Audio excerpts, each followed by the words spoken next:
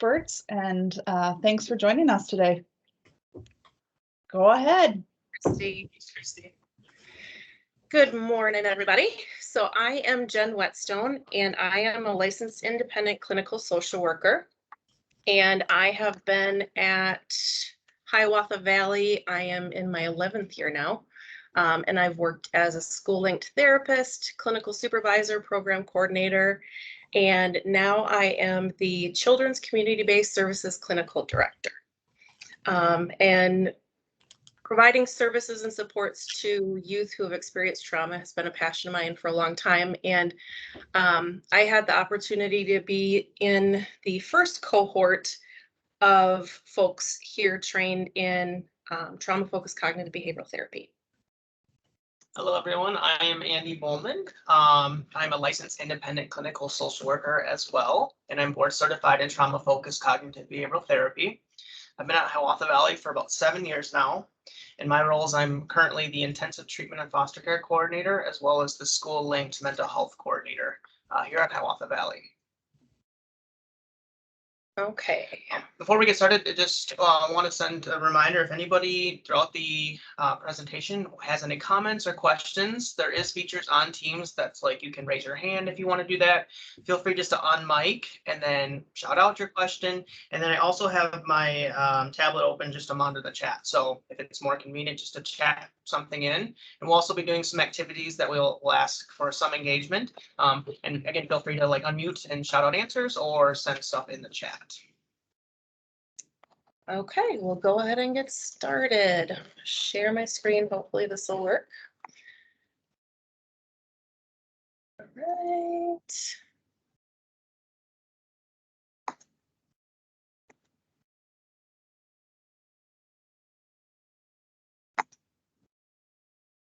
Okay, here we go. Everybody can see that? Yes, we can see it. Thank you. So this morning we will focus on a number of different things. First being, what is trauma?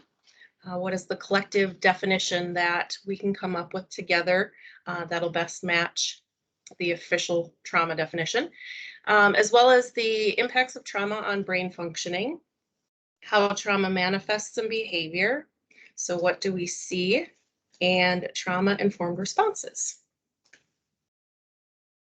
First, going to start our presentation with a little activity. So what we're going to ask everyone to do is just take some time to just look at the picture and describe what comes to you, what comes to mind when you see this photo, what is happening and what is your interpretation. And then at the end of the presentation, we'll also be reviewing the same photo. But really, we really want to try to get people's first kind of reaction. What are they perceiving as happening? And again, there's no right or wrong answer for this. It's just, what does this picture say to you? So take some time, look at it. Feel free to send in the chat or shout out what you feel is happening within this photo.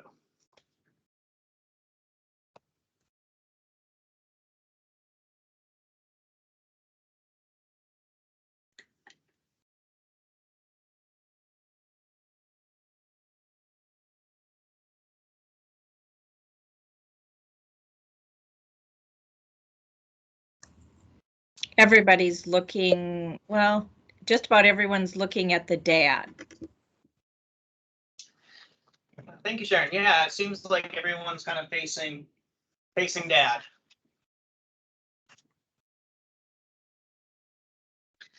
We have some in the chat. Looks like a family enjoying time together.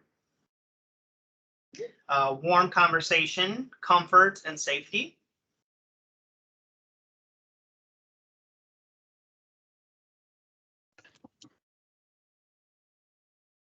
Dad is trying to make an announcement of something that had happened, maybe loss of job or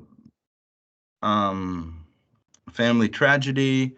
And it appears that there's a little bit of a smile on the dad's face as he's trying to help everyone feel calm.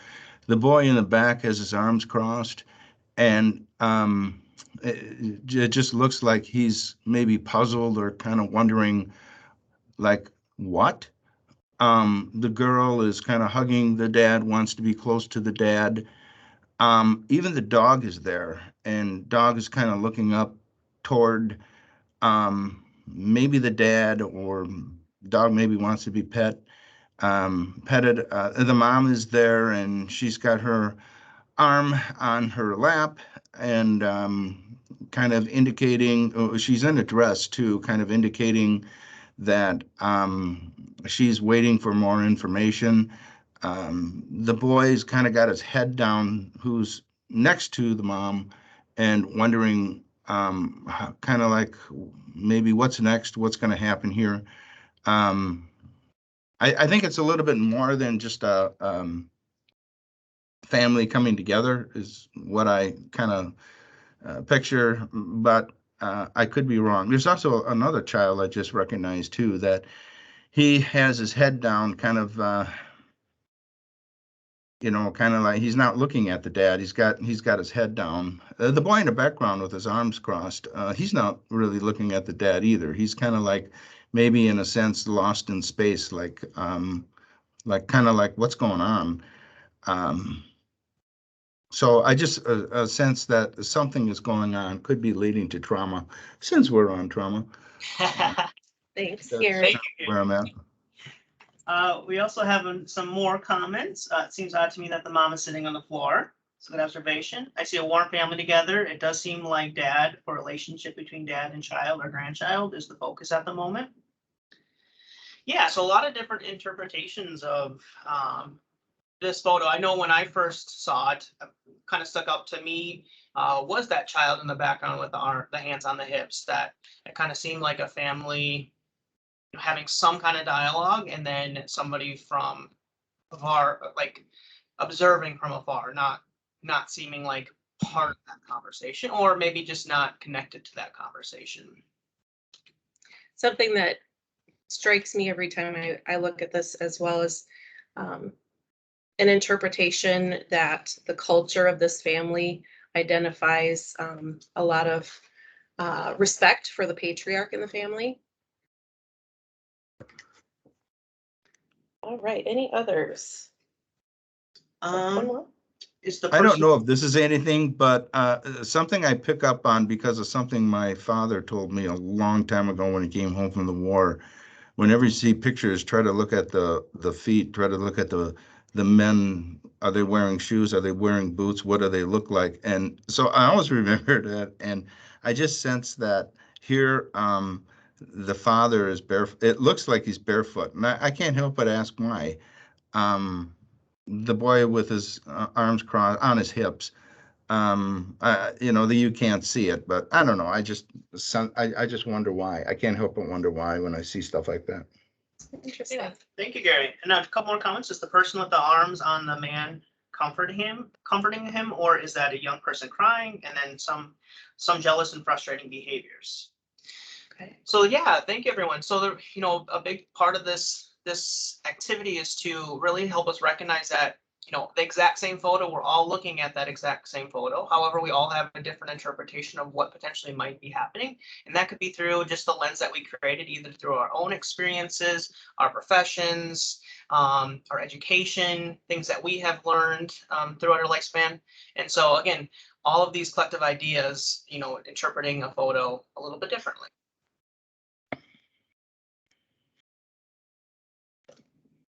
So moving forward, what is trauma? So this definition emphasizes that trauma is an emotional response to an event that it is intense and it threatens or causes harm. The emphasis is also that the harm can be physical, emotional, real, or perceived, and it can threaten the child or someone close to him or her. And so trauma can be a result of one event, or it can result from exposure to multiple events over time. You might notice that we frequently use examples related to children and youth, and that's because that's our wheelhouse. But most, if not all, of the information provided today can be generalized or adapted to consider related to all age groups. Any response, reaction, or other input that people want to provide related to this definition of trauma? similar or different to what you've heard before?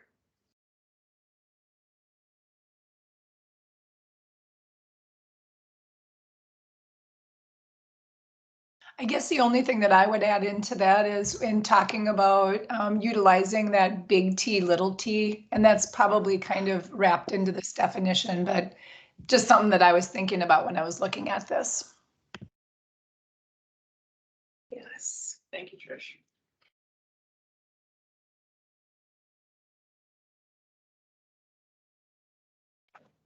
Okay.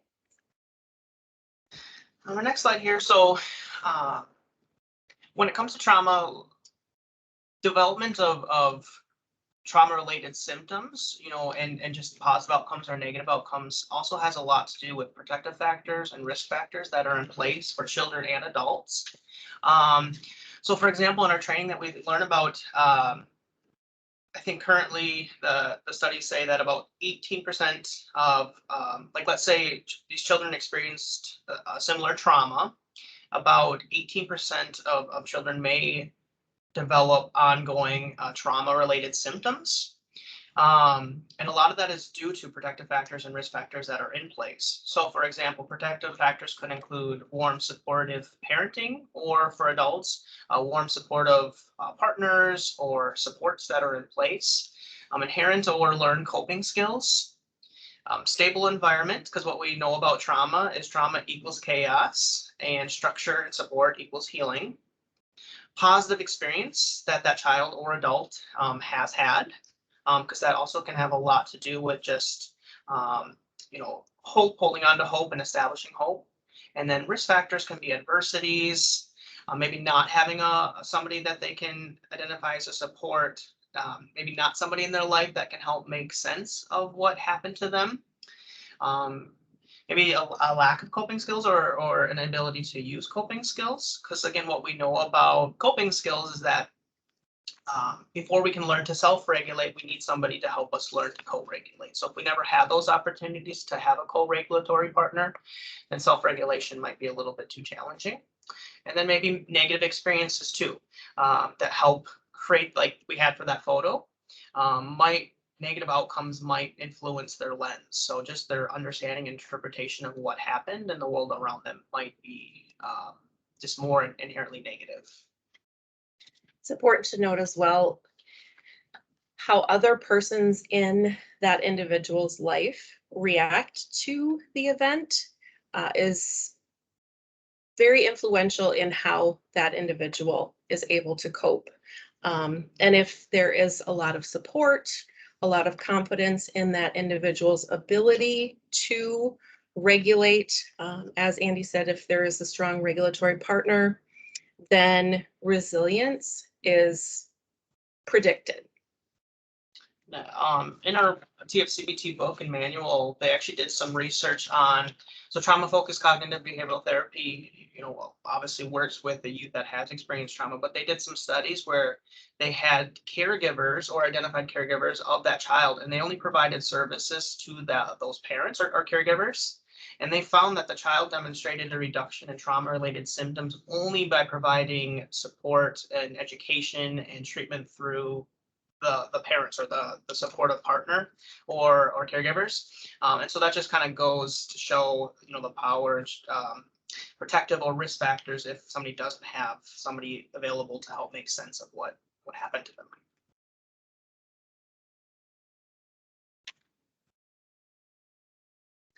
So trauma can significantly impact brain function.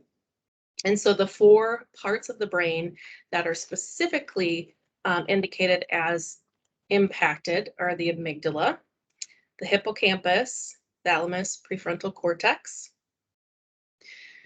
And so as we know, when trauma occurs, the amygdala fires or it's lit up.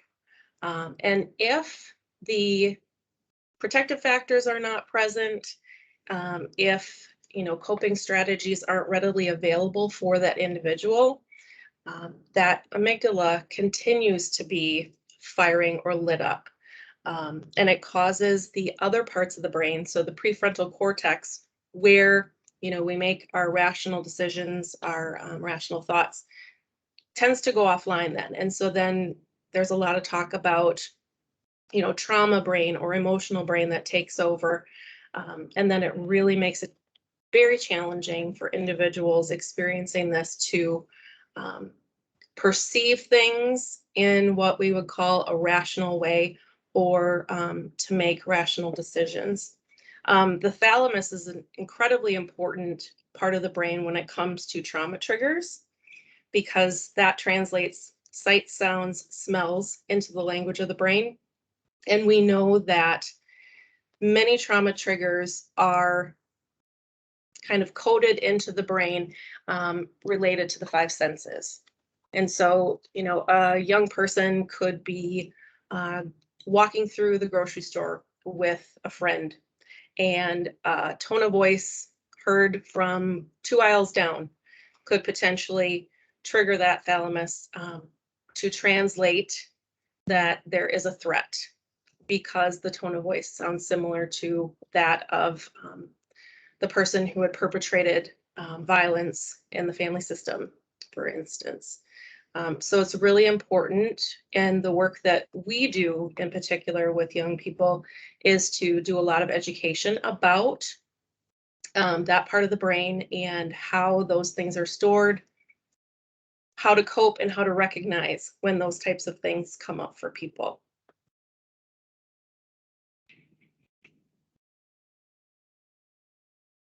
So our next slide here demonstrates some of the cognitive impairment that does come along with trauma and the long standing effects of toxic stress. And so they define it as a healthy brain and abused brain. And so Jen just mentioned talking about, the prefrontal cortex, and a lot of that is being able to, complexly think, reason, where we're kind of outside of that emotional brain. And as you can see in what they define again as the healthy brain, that prefrontal cortex is very lit up. So that's a lot of where the brain activity is taking place.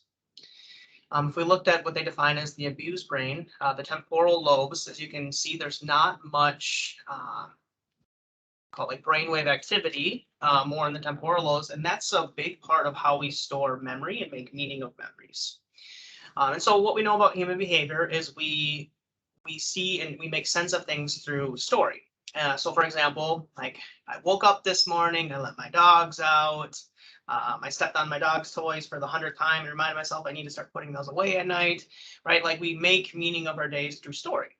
And so a big part of that is we can see the temporal lobes are underutilized in the situation. So even making memory and what we know about trauma, a lot of times it's not stored in a necessary linear or story fashion. A lot of times it's fragmented, disjointed, it just doesn't connect or quite make sense. And that is a big symptom of trauma, is when we're not able to maybe remember or recall important details of what might have happened to us. Our story just doesn't quite make sense. And that is a big part of trauma-informed care, is helping people to make sense of their experiences in sometimes a more linear and organized fashion.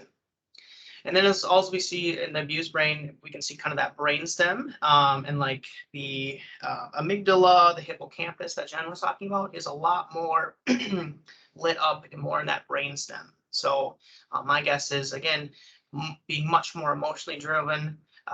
The brain gets good at what the brain does a lot of. So if the brain is constantly in survival mode, that part of the brain is going to be a lot more overdeveloped. And maybe more reactive and driven by emotion, instead of maybe more with the prefrontal cortex, is we're able to maybe more reason or think complexly. It's just our prefrontal cortex may be offline again if we're being driven more by the amygdala, hippocampus, brainstem.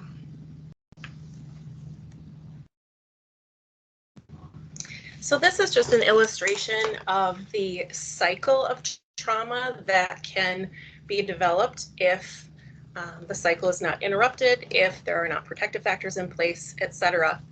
And so you can see the traumatic event occurs.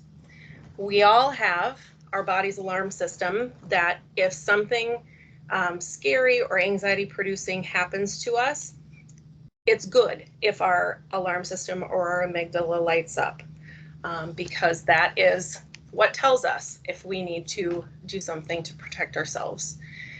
So then that amygdala signals the increase of stress hormones, and there could be some short-term traumatic stress that someone might experience.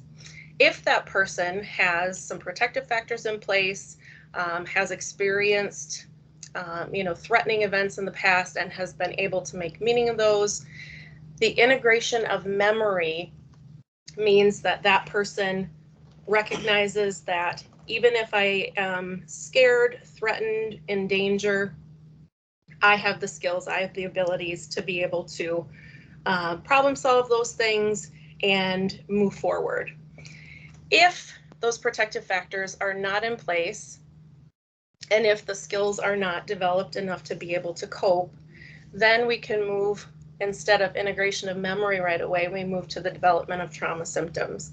And that is where it means that if benign events happen, it can be interpreted by that brain then as something that is dangerous, and then it starts that cycle all over again. A benign event can then trigger that amygdala to fire, increase those stress hormones again. Traumatic stress, that's where we might see those symptoms manifested in behaviors or in physical symptoms and that type of thing. And so if that cycle is not interrupted, then that cycle continues. Can any of you think of and want to share some of the interactions that you may have witnessed or observed in the work that you do, where you can kind of perceive or interpret that some of this cycling is happening for any of your clients? For examples of maybe a benign event, or how you interpret it as a benign event might be been super activating for somebody you're working with.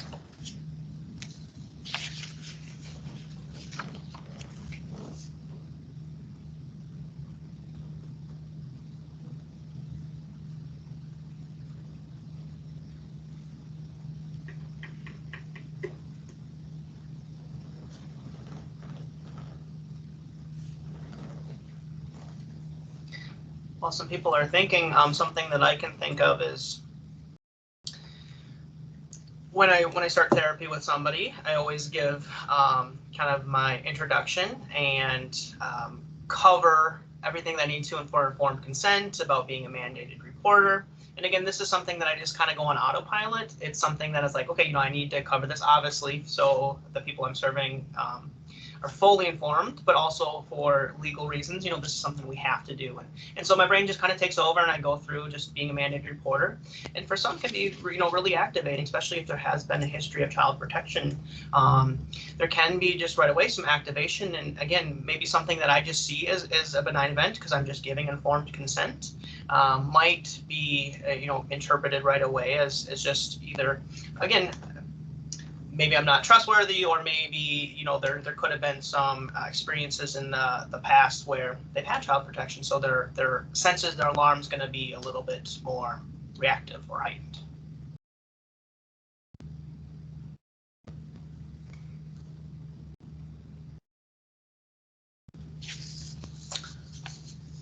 All right, next we have is PTSD and trauma reactions. So what we did here is we went through the diagnostic statistic manual. So this is what we use to diagnose PTSD, and we broke down how these can look. Because it's one thing to know about trauma, it's one thing to know about PTSD, but it's another thing to actually see these behaviors and symptoms played out. So first we have is intrusive memories and thoughts. A lot of times these, again, can be involuntary and disruptive, and it does include dreams. So for example, somebody's sitting in class or somebody trying to go into work, some either external prompt or internal reminder might bring up these thoughts, memories, and they can be very distracting. So that can also look like maybe somebody not paying attention, the eyes kind of glazed over, kind of staring off into oblivion. And again, like a lot of times they're not necessarily in somebody's control. The dissociative reactions can include flashbacks. So a lot of times, again, this is often a loss of awareness of surroundings, and can, for younger children, a lot of times can include reenactment, so acting out cycles of trauma. Intense reactions to internal or external trauma reminders. So Jen went over how trauma can be stored a lot of times with the senses. And so maybe something that we smell, we hear, we taste, we feel just might prompt some kind of reaction.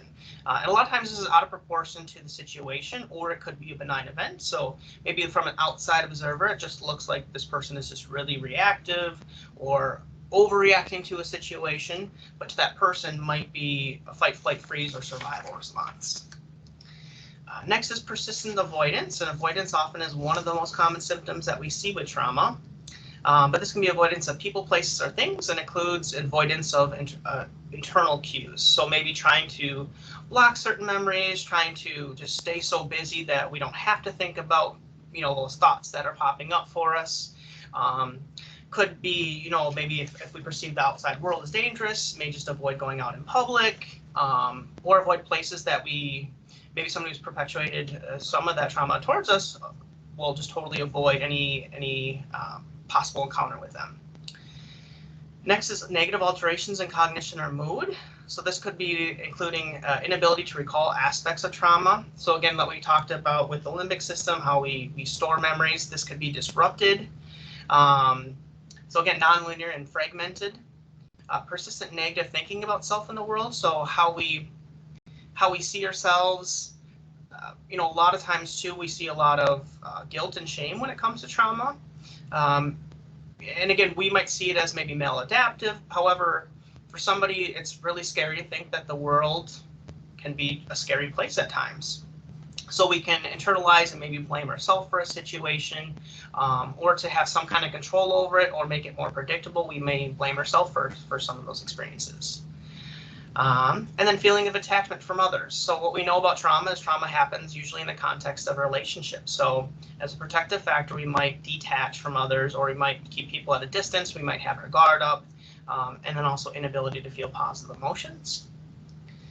Next is marked alteration in arousal and reactivity. So that includes both hyper and hypo responses. So hyper responses would be like hypervigilance, constantly on the lookout for danger, constantly scanning, difficulty sitting still, on the go. And then hypo responses would be maybe just a lack of emotion, or emotions are muted, might just be kind of almost lethargic.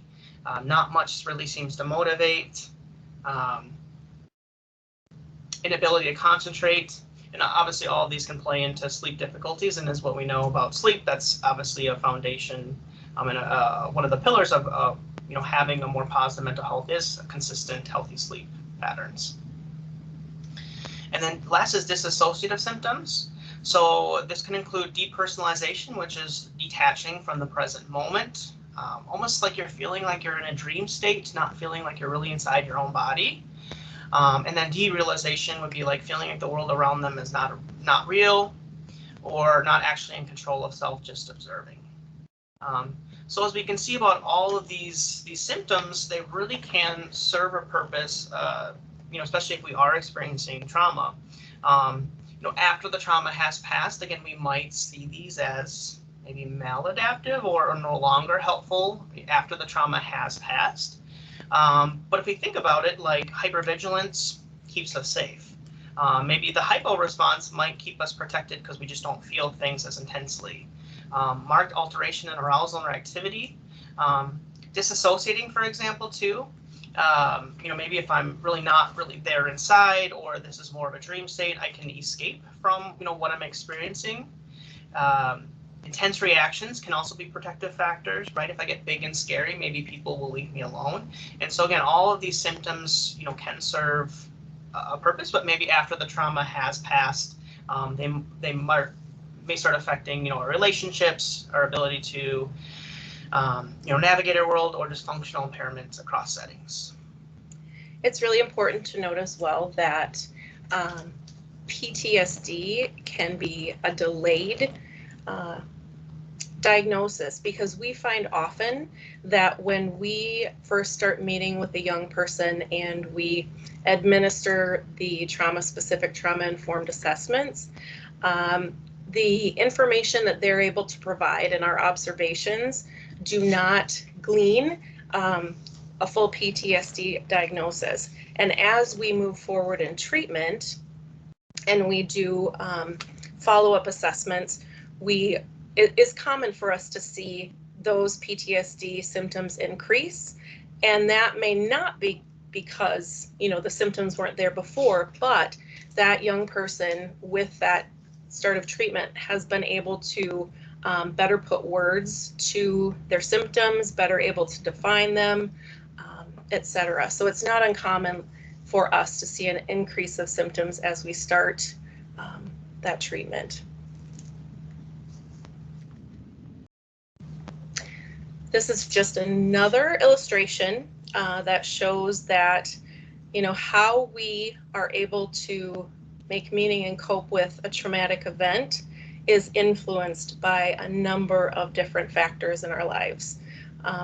And something to remember is that, you know, we as people who are outside of that environment, that context, may not be aware of all of the influences that that person is experiencing. And so, you know, we've talked about previous traumas, and if there have been successes in coping with those previous traumas, or if they're unresolved, there can be neurological issues that influence how we react.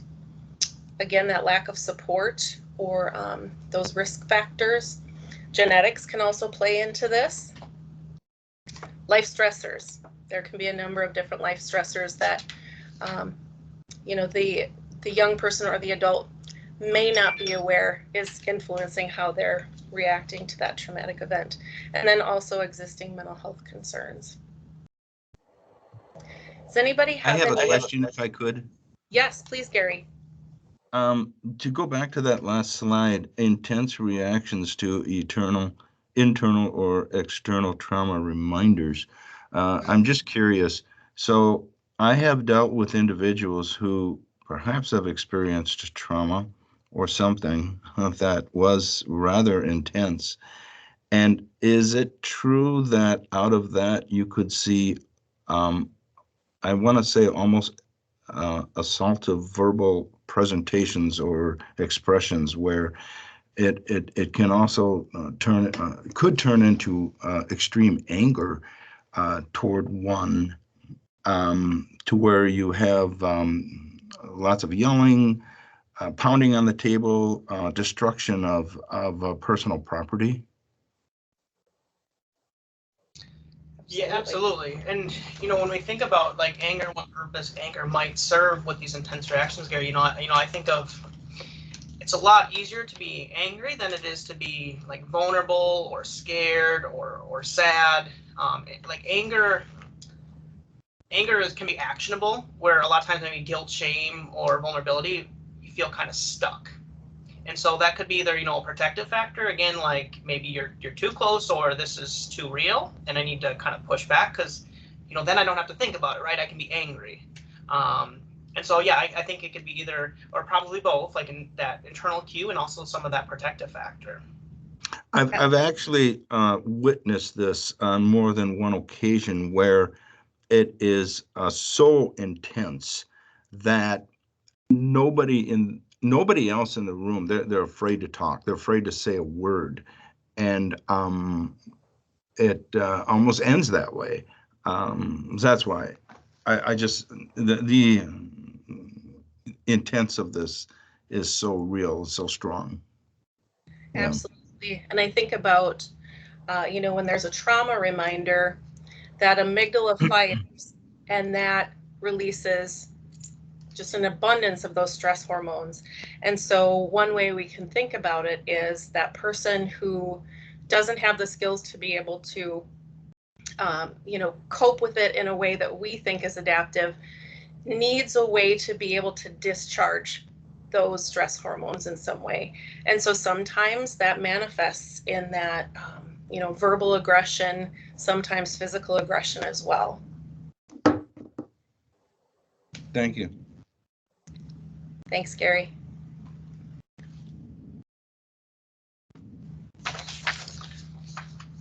So I know Trish already kind of talked about like big T trauma, little T trauma, and so part of that is we wanted to give some reflection too on just singular versus complex traumas. When we think of a singular trauma, it could be maybe an isolated event, a one-time trauma, maybe like a natural disaster, a car accident, versus a complex trauma, which could be, multiple traumas, without ever really making sense of those experiences, not maybe having that person again to help make meaning of what we experienced, continuous toxic stress throughout a long period of time. And so, this is an important reflection, especially when we start conceptualizing how we help people and how our lens begins to shape, singular versus complex traumas. Not to again put more weight into one, but it's just an important reflection too of, again, risk and protective factors when we start looking at singular versus complex traumas.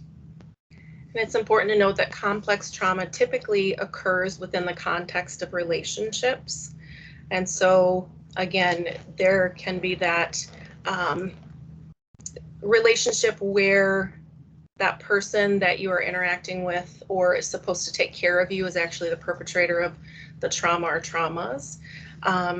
Or the person who is supposed to be serving as your regulatory partner is unavailable for whatever reason.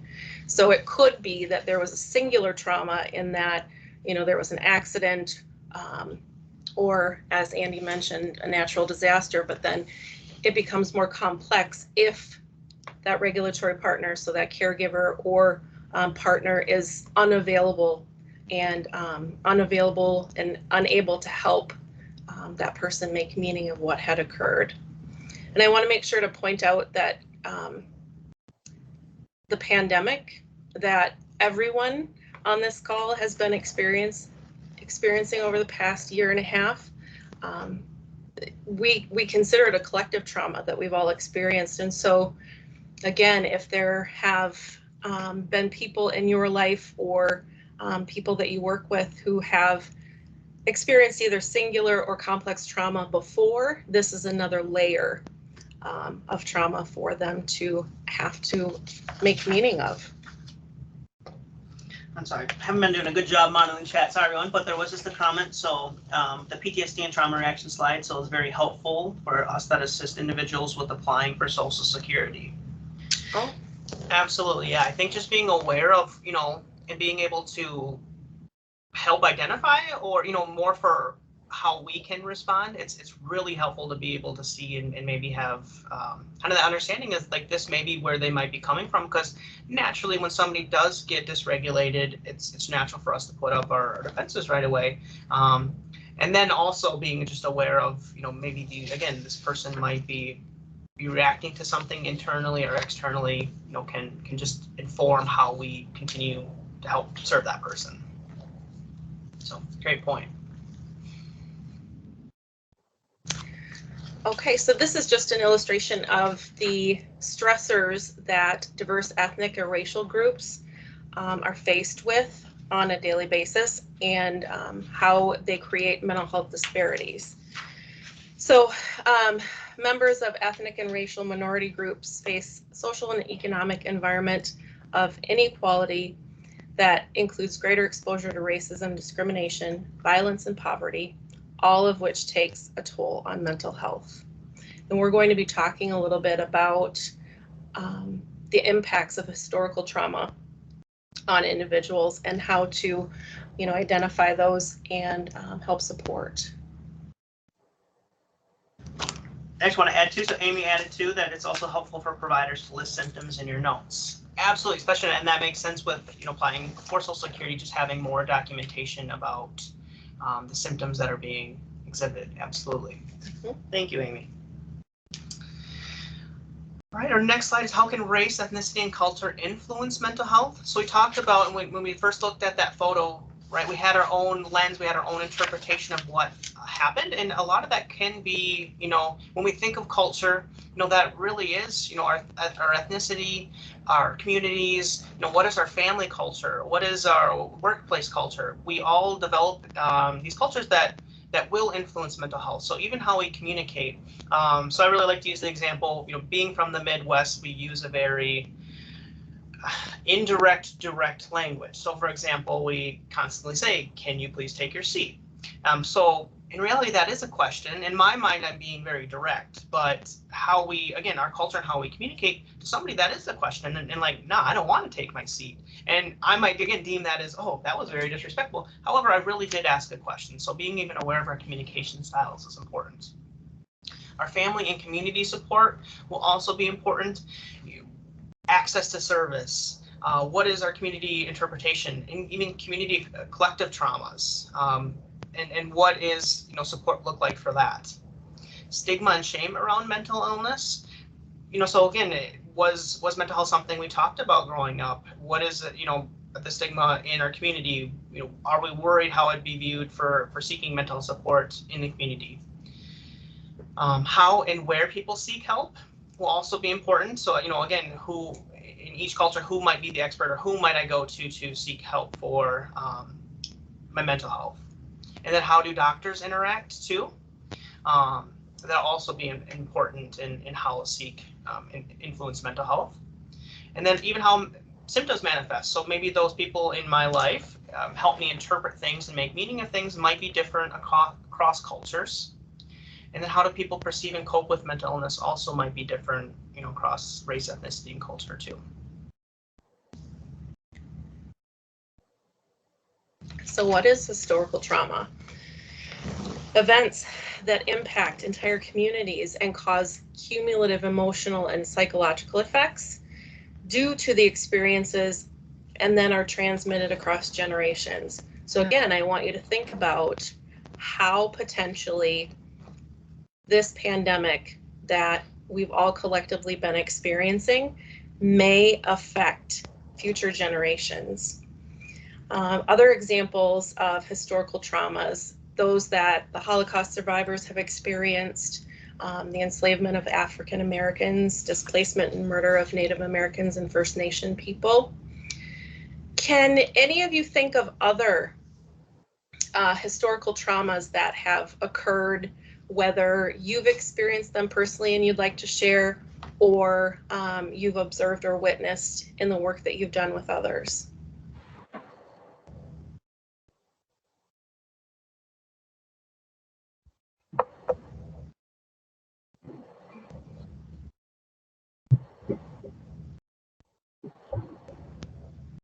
I wonder about children who have been born intellectual disabilities, brain damaged, in special education classes from 1 through 12. We're told that you may never be able to drive, you will always have special needs, and when they are older in life, they remember those and trying to overcome some of the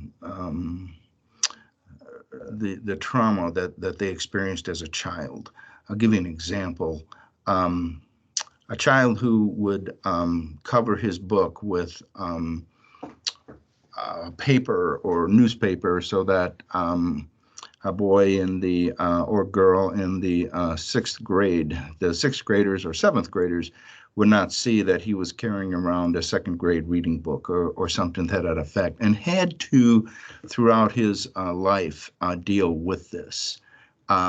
Especially one who was able to kind of experience a life after graduating from high school. Also graduating from high school with who would receive a diploma, but have to undergo the scrutinizing of children who would say, well, you didn't really graduate. You were just given a diploma or something to that effect. Absolutely, Gary. And then I think about how would those experiences impact how that person parents if they were to have children in the future. And also how or what those interactions maybe with their child's school would look like. Can I that- add something to that as well? Yes, absolutely. That parent, all through parenting, would often, almost always, question his ability to parent, and always fall back to remembering those experiences in the actually earlier in the schooling that he went through. Usually it's back to around the first grade, second grade. Some of the things that he was told at that time. So as a parent trying to parent the child, I hope he has a good support team or a good support like his wife. And if that be the case, but yes, he will often question and constantly all his life really fight that stigma of what he had to encounter, and is he good enough? He's constantly trying to reach that plateau or that measure of, am I good enough? Am I reaching the that one level that the regulars would reach? It's a great example, Gary. Thank you. We have a comment too that there's weather-related trauma or events like 9/11. Absolutely, and when we did the training the prior Tuesday, somebody brought up, was it 2007? Mhm. 2007 Winona floods, and just how that impacted the community. And so I moved to Winona about 5 years ago, and that was actually something, I was aware of it, but I guess I hadn't lived that experience. And so my realtor was very, very thoughtful and brought up quite frequently about floodplains and the systems in places for houses, and the gutter systems, and if water filter, they were very, very thoughtful of all that. And in my mind, I was like, oh, that's great. I didn't really put much thought into it. But again, now reflecting, I totally understand that, experiencing that will definitely change your lens on some things. And I think about the folks in Louisiana that are trying to ride it out through Hurricane Ida, and particularly those who also had gone through Katrina and the devastating effects of that weather concern as well. Those experiences have likely impacted their decision making as far as how they're going to protect their lives and their their homes and that type of thing as additional storms occur. So this is definitely not an all-encompassing list, but who experienced this historical trauma?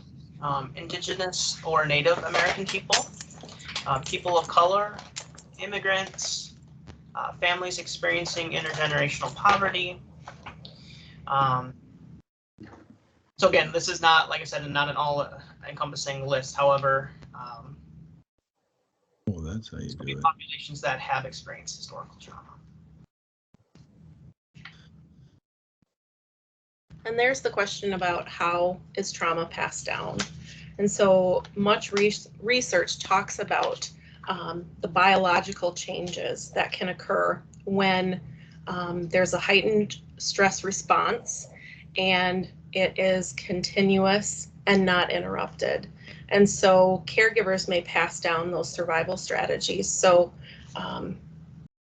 you think about so many different things related to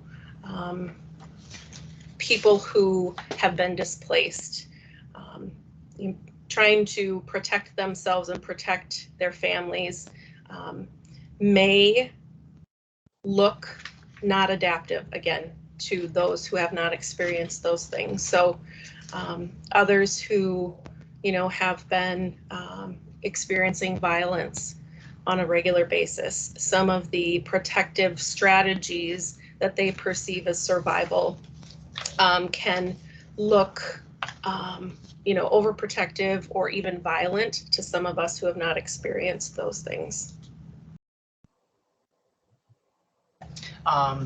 In our ACEs training I had a while back, the trainer talked a lot about when we look at like nature and nurture, and they look at trauma too as like nature through nurture, and how Jen mentioned even how some of that too our DNA can be influenced based on collective experiences.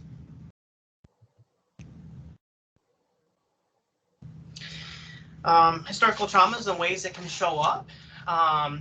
So this can show up in the form of internalized oppression, self-hatred, disenfranchised grief, so loss that is not openly acknowledged by the public, like, or given, even attention. So it's like, living through that trauma, while it's maybe not acknowledged. So again, like lack of recognition of the generations of loss of the Native Americans from colonization. And then also historically unresolved grief. So example could be Holocaust survivors or families of Holocaust survivors.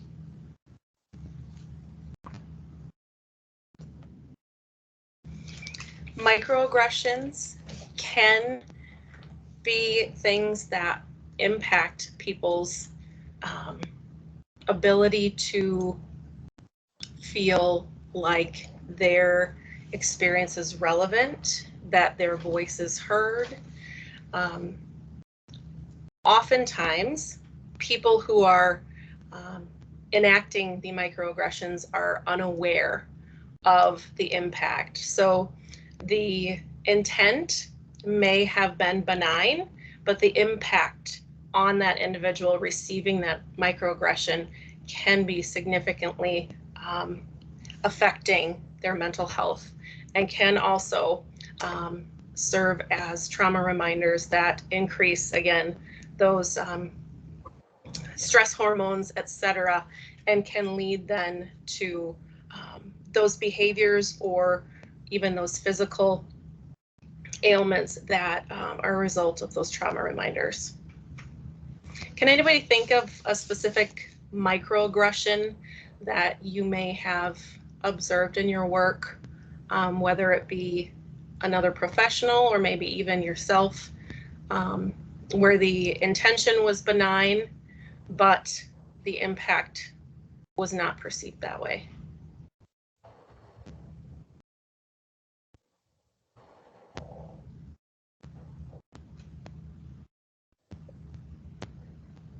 Looks like somebody's typing. Something that I think of often is if a person of color expresses that they feel that a decision has been made and it was because of the fact that they're a person of color. So the person doesn't even necessarily say you're racist or I feel like I've been discriminated against. And the response is, oh, we do not accept any type of discrimination in this organization or in this program. The intent of that response is to show, we don't accept that. We won't accept anybody behaving in a way that can be discriminatory. What may be perceived by the person who stated that in the beginning is, you're not hearing me. You're invalidating my experience, and that can significantly impact that relationship moving forward. One of the comments we have is using the wrong descriptions for persons with disabilities. Great example. Great example.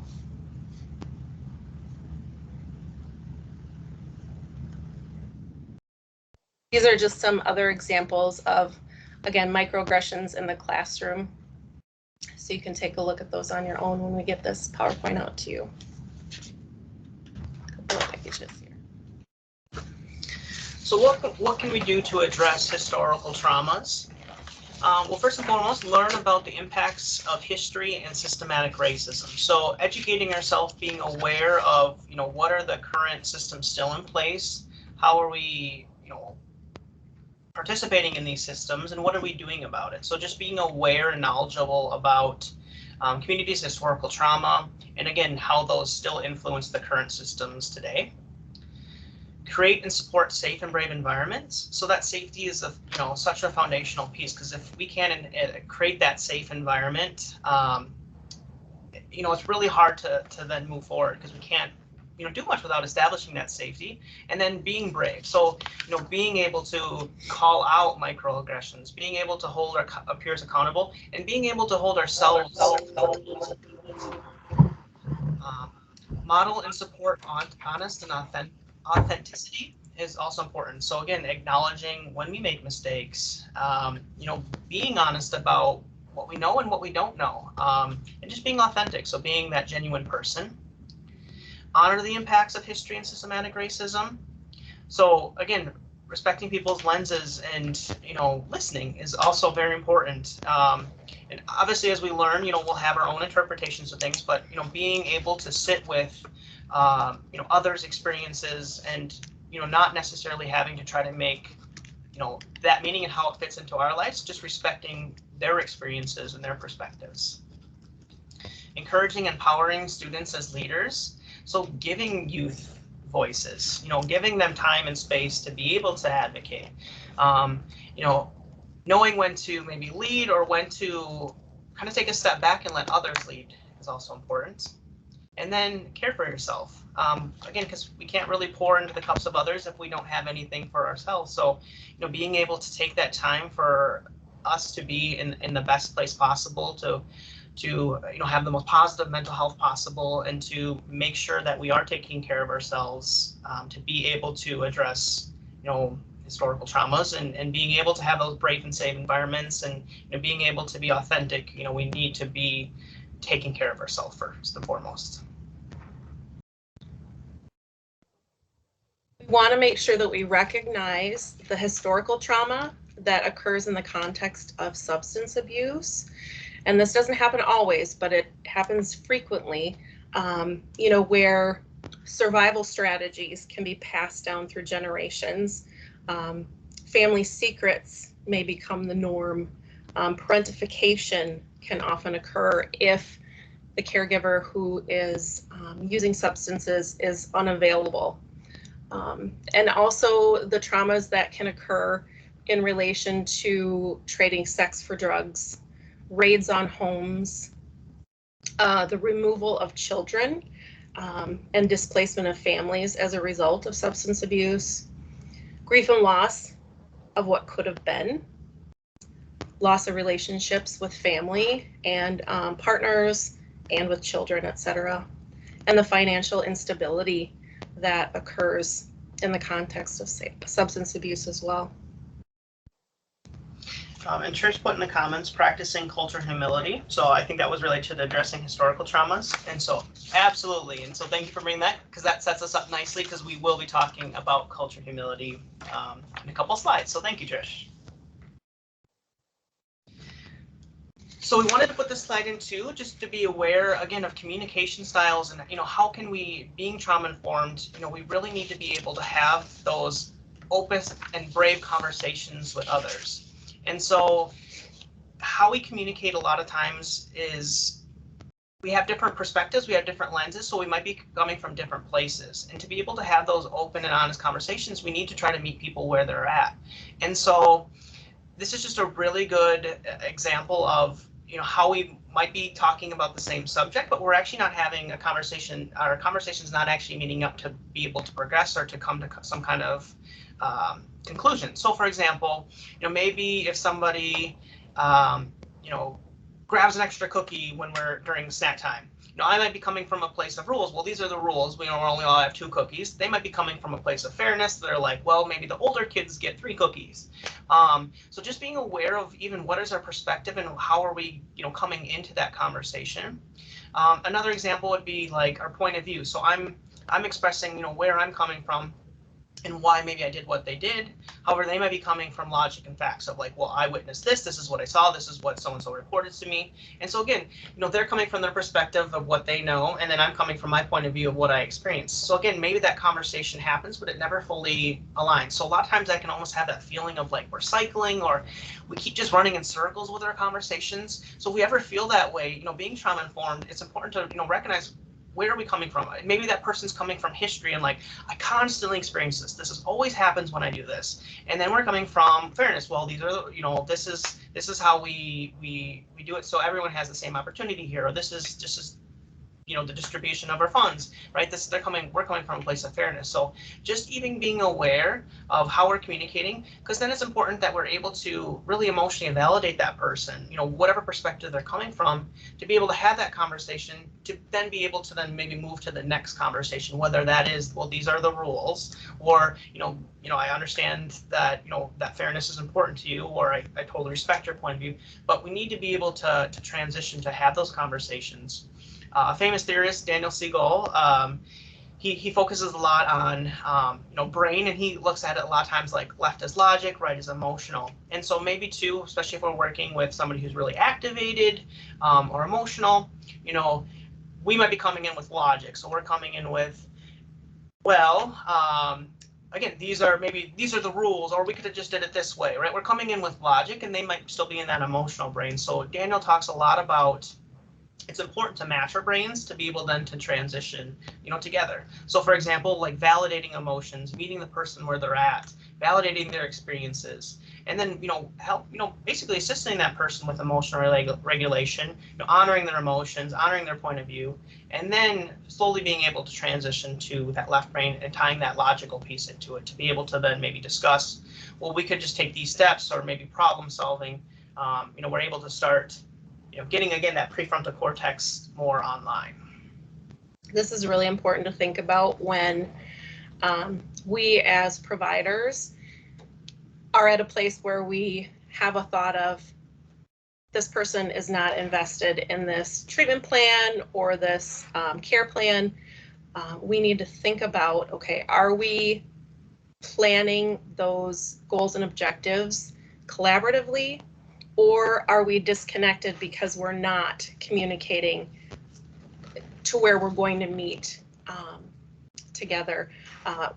This often occurs, you know, having to think about this when the thought comes, this person isn't working hard, or I'm working harder than this person. I shouldn't work harder than the client, etc. It's important then to kind of reflect on the communication patterns, and something is missing. So what is missing, and how can we correct that?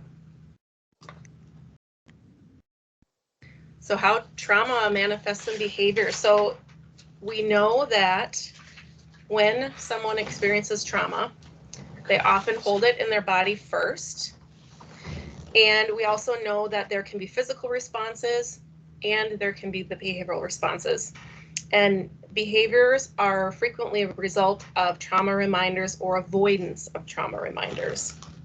And they can often be perceived by the person who is experiencing them as protective or survival strategies. So we usually do this iceberg analogy, and I really like it because I say icebergs really do relate to us humans quite closely. And so when we start treatment, a lot of times with kids, we have them draw an iceberg and what they think it looks like. And usually more times than not, we see kind of the iceberg. You have the top, and then the bottom is just this little tiny sliver. You know, however, what we know about icebergs, you know, most 90% of that iceberg is below the surface. And so again, what we can see on top of the iceberg would be, you know, behaviors that we could observe, almost like if we're watching somebody, you know, we could pick up actions, behaviors, attitudes, things like that. But really, what is happening under the surface, and how is that information, those memories, those experiences, those emotions, beliefs, values, identity, how is that influencing the top of the iceberg? So what we refer to a lot of times is that behavior chasing is when we zoom in on that tip of the iceberg, and we kind of forget to acknowledge all of that's going on underneath the iceberg. And so a lot of times in treatment, we give the analogy of like we're scuba divers, and we need to go under the surface to really be able to identify what are those core emotions, what are those core beliefs, what are those experiences that influence us today, to be able to then see maybe some changes in actions, behaviors, and attitude that are long-standing and not just chasing those behaviors. They also in this image break it down into again that conscious mind and that unconscious mind. You know, so a lot of times too, when we do certain things, you know, we know behavior is not random, but sometimes like, I don't know why I did that. And so that's why it's so important too to recognize that unconscious mind really does influence our experiences and what people might see about our current behaviors. So this slide just helps us remember the importance of self-reflection. So everything that irritates us about others can lead us to an understanding of ourselves. So we're going to focus a little bit on self-reflection here, and also some of our perceptions and how they might not match what's happening for people experiencing trauma. So I know this is really tiny and I'm probably not going to get it very big, but this offers just some resources for you to take a look at as far as some of the immediate emotional reactions, physical reactions, cognitive reactions, and then also potential delayed reactions. And so a lot of these reactions are below the surface. There are a lot of things, you know, maybe interfering with emotional regulation, etc. And so we may see some of these things above the surface, such as hyperactivity, irritability, violence. We might see some people who are withdrawn, and we can make assumptions about what is happening, but we really need to take a look at, okay, so what are some of those responses and how can we help the people that are experiencing them recognize what is happening beneath the surface. So that was our adult, and this is kind of breaking it down into, you know, looking at what behavior might serve students. So for the first example, student behavior is distracting others, making unnecessary noise. And so when we look at that behavior, obviously that can be disrupting in class. However, that could be serving that person, you know, either through gaining attention, you know, maybe it might be a means of escaping, right? So if I'm so distracting, then I don't have to acknowledge or do, you know, what is the current task, or either ignoring those internal prompts. Not following or listening directions can be a form of escaping. Talking back or being disrespectful, again, could also be for, you know, gaining that relationship, or you know, maybe I'm really needing to connect with an adult in that moment, or again, also a form of escape. You know, if I don't have to focus on what's the current task, maybe I'm being triggered internally, or something externally is triggering me. It's a way of escaping from that. Physical aggression. So Jen had mentioned before too, like that sensory, like we need that outlet. We just have that buildup of emotion. There has to be that outlet. So that could be a sensory needs or something tangible. So again, if I get big and scary, then maybe people will keep a distance from me. Maybe I don't have to do this. So there could be some tangible gains. And fidgeting too could also be sensory, could be a form of escape, could be a form of attention, or that tangible gains too of like, I need that outlet. I'm super hyper vigilant. I'm, you know, scanning for danger. It could be that protective factor of like, I can't just be seated. It's too vulnerable. I need to be up and moving. Again, so when we break down behaviors and possible needs, you know, usually, you know, can be attributed, or there can be underlying reasons that are more than just maybe meets the eye. Something that an early childhood expert had talked about in the past with some of us is that we'll often hear the phrase, or even maybe say the phrase, you know, that's attention-seeking behavior. This expert encourages us to reframe how we are perceiving that, and taking a look at that behavior as that person is trying to make connection with another person. And so it changes or reframes that context so that it's less negative and more recognizing of the relationship that that individual may be lacking and needing to gain. I really liked somebody, like I also heard it framed as like, instead of attention seeking, how Jen said it, like that relationship, it's relationship seeking. They're looking to connect. And I think that's just such a more helpful and, again, actionable step. You can do things with that. You know, that is trauma-informed responses when we start looking at the behaviors and saying, you know, what is really this child or this adult needing from me? So this just illustrates some of the pieces of trauma-informed support. And so creating safety, regulating your own nervous system. Again, being reflective as to how am I responding in this moment? What is my reaction? Building those relationships and connections, supporting the development of a coherent narrative. So helping that person make meaning of what has happened to them. And then practicing power with strategies instead of doing for or power over. So, you know, encouraging that empowerment, that collaboration, and then choice and voice. And then helping to build those social, emotional resiliency skills. And it takes practice. So we certainly can't expect someone to just demonstrate mastery of those in a short period of time. And then helping to foster that post-traumatic growth. So helping hold hope that the future can look different than what they believe it is now. So something that is not unusual for us to assume that we all begin at the same starting point in that, you know, a race for the American dream or as members of the human race. But this isn't the case, as access to resources, protective factors vary depending on an individual's family system, culture, etc. So we need to consider what each of us brings to those interactions with recognition of the need for equity. And so important part of that is using reflection to be able to foster change. So when we think of trauma-informed, a lot of times we think of these really concrete, specific strategies, but really, you know, it's impossible to predict for every situation. And that's why it's so important to use our own experiences, our own reflection, and take time to reflect on our own reactions, our own emotions, because all that is knowledge to be able to use to be more trauma-informed. So being aware of experiences from the past and how they affect us and what they're like today. You know, just being aware of our own culture, our own relationships. You know, if we have this emotional response, just being aware, again, that we had that response, and also what might be kind of prompting either these intense emotions or fear or excitement, you know, any emotion. And so being aware of the voices from the past and how those still influence our current relationships or how we interpret, again, the world around us is important to be trauma informed.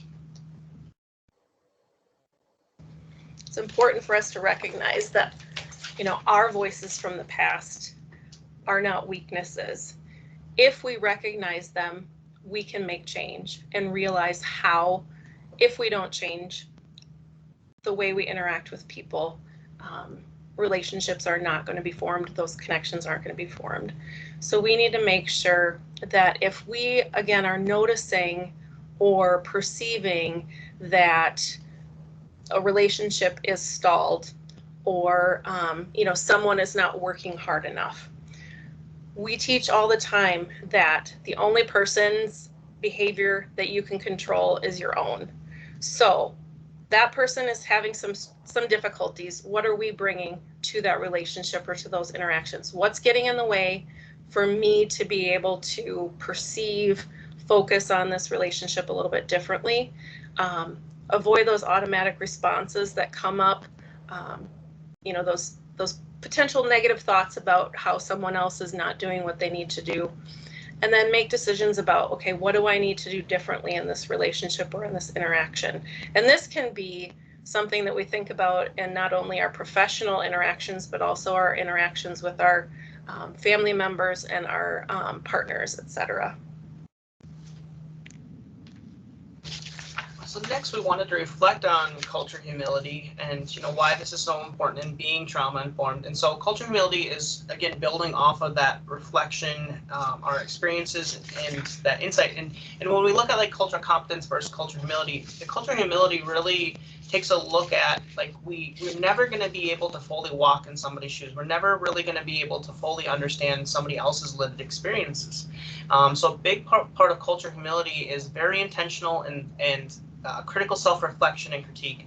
And so just being aware of our own experiences, our own culture, our own cultural frame of reference, and how that impacts and influences cultures around us. You know, that is really the big understanding and need for cultural humility, because again, there's no way that, again, we can ever fully understand what it's like to live in the life of somebody else. So just being aware of our own internal responses, our own voices from the past, our own cultural frame of reference helps us become culturally, practice cultural humility.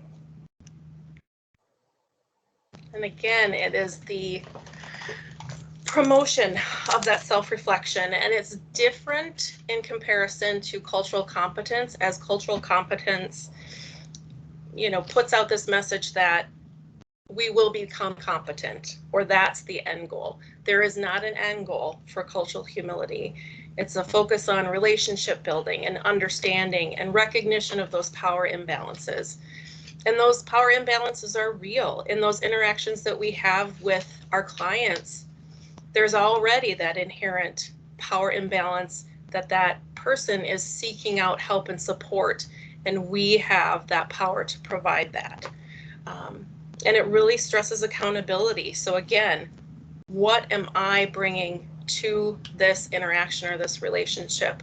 What are my biases? What are my personal values? And how might those impact how I interact or perceive someone? And so identifying our own cultural frame of reference is important because it helps us show up differently in relationships with our clients.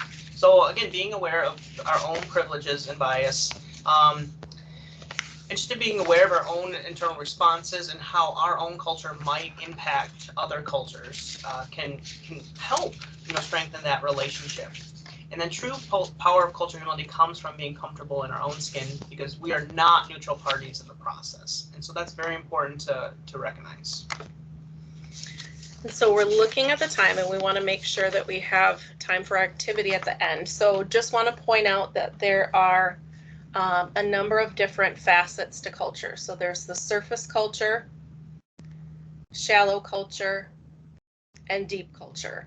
And we would encourage you to take a closer look at these slides and become acquainted with the definitions of each of these, and also do a little processing yourself of your specific surface culture, shallow culture, and deep culture. And so even identifying our own triggers. So, you know, recognizing too our own alarm systems, recognizing when we, you know, we feel like we might be in danger, or when it's maybe just an uncomfortable moment. And so, for example, like we talk about, you know, how can we address historical traumas or systematic oppressions? And so being brave and having those brave conversations and you know, having those uncomfortable conversations is important. So just recognizing our own triggers and response, and recognizing maybe when we're in actual danger or this is an uncomfortable moment, to be able to, you know, hold ourselves accountable, hold our peers accountable, and to really start to address some of that systematic, you know, racism and oppressions. So this is something that you can also take a look at on your own. It's just some options, ideas for using a trauma-informed lens to reframe behavior. So, example again, it's just attention seeking. So what if that person was starved of attention in the past, and what if that child just wants to be remembered? And there are some strategies to help meet the needs if we are looking at things through a trauma-informed lens. So there are just a number of examples there that you can take a look at. And again, you can adapt much of this to working with adults as well. Just wanted to add to with that slide. So a big part of what we do in trauma-informed work is just reframing, whether that's just for ourselves, with the people that we're serving, or even with our colleagues. Because, you know, a lot of times when we just say those blanket statements like it's attention seeking, just lack of respect, they're just doing it, or praise and reward doesn't work, they want everything done for them. When we start to make those statements, they're not actionable. Then it's kind of like the end of the conversation, and then we're stuck. Where if we can reframe, we can start to, again, identify what is that underlying thing, because then we can actually address to see potential change. We can help foster growth. We can, you know, even not put our own limits on what we have as maybe somebody's potential growth. So cognitive reframing is so important for ourselves, our peers, and the people that we serve. So as we wrap things up and we take a look at this picture again, think a little bit about, and hopefully some people will share, how do you view this picture, and what about yourself? Thinking of through a lens of cultural humility, self-reflection.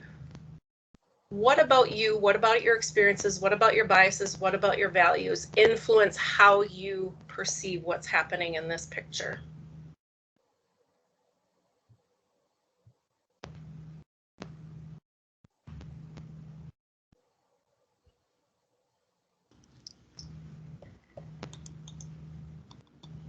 I'll admit to some of my own biases because I had a really idealistic childhood, so I went right to the happy place with everything there.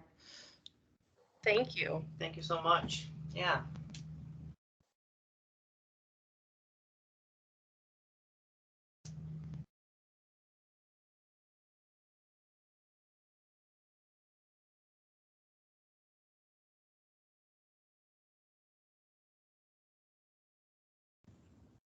I think for me, reflecting on back what the previous person said is I did grow up with a very good, solid childhood. And yet my parents, this would have been a little bit more, my mom and dad would have been more equal. Actually, the parent in my family, the stronger one was my mom. Okay. So maybe if I'm hearing you right, the person that you're perceiving to be the mom in the picture would be actually sitting in a chair and eye level with that person perceived to be the father? Correct. Correct. Yes. Okay.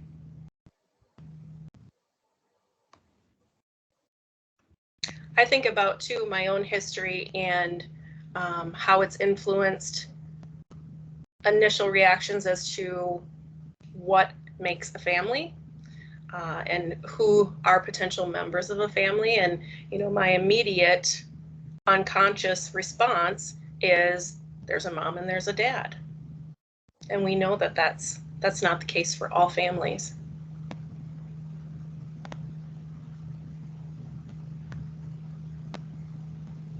If someone's experienced complex trauma, so again, within the context of relationships, how might that impact how they view or perceive what's happening in this picture? Say there's been a history of domestic violence. How might that impact what they see?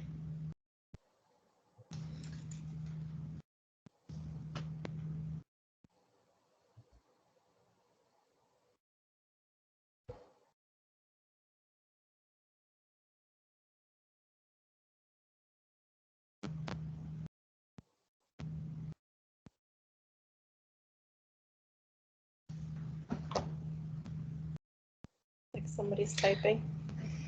We had a comment too, just views on gender roles from the Absolutely. photo. Mm-hmm. So I see the child wanting comfort from the dad and not getting it, even though he appears to be most important in his family. Dad is not leaning into the child to comfort. So yeah, maybe some complex trauma might, if I'm hearing right or reading it right, like just maybe not having that need met or trying to get that need met. And dad might not be reciprocating that.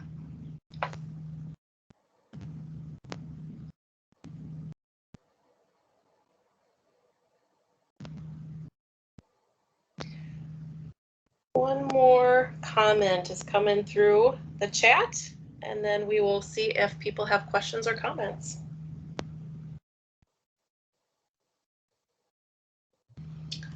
Son in the back appears to look like he feels left out. Absolutely. Okay.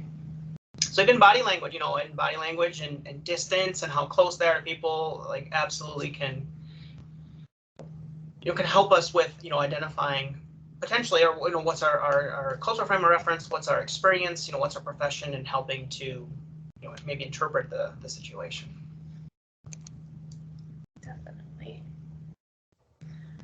Well, and I Okay, would add to that if I could quickly, just even with regards to the space of, to me, this looks like they're very close together, which I think from a cultural perspective, even just that closeness could represent like warmth and caring.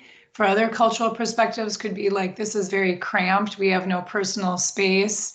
And maybe not so much in this meeting or gathering point, but I know, if you think of places where just there's more physical space for people to live, or people live differently with multi-generations versus like 4 people in a huge house or 10 people in a little house, and just kind of what space can represent and how that can give a sense of warmth or like claustrophobia, or somebody might see that girl dangling on there. If that is a girl holding onto this man, like there's some sense of like love or admiration, or it might be, like a pleading or a apology, which even those 2 things could mean something different, I think, for how people embrace. Like, is it wanted and welcomed? Is it like feeling like you have to do that because you need something? So I think there's so many different lenses to see these things through. excellent points. Thank you. Trish. Okay, so we've just got a few minutes left. Wondering if anyone has any particular questions about the information that we went through today. Any comments? There was just a quick comment too that the sun sitting down looks withdrawn, and that this could be potentially a multi-generational household.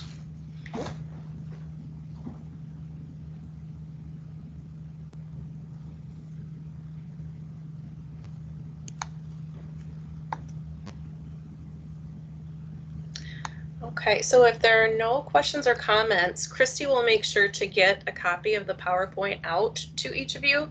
And our contact information is also on the PowerPoint. So if you feel that you want to reach out with some questions or some comments, that would be greatly appreciated. Maybe I could ask a question, and this might be for Christy. Is there a way for I to view this on Teams, or how would I do that? Yes, Gary, I will make sure you get a copy of the invite. Thank you. Yeah, no problem. All right, well, thank you, everyone. We appreciate your time today. Yes, thank you. Thank you. Thank you so much, Jen and Andy. Have Thank a good you. day. Thank you. Bye.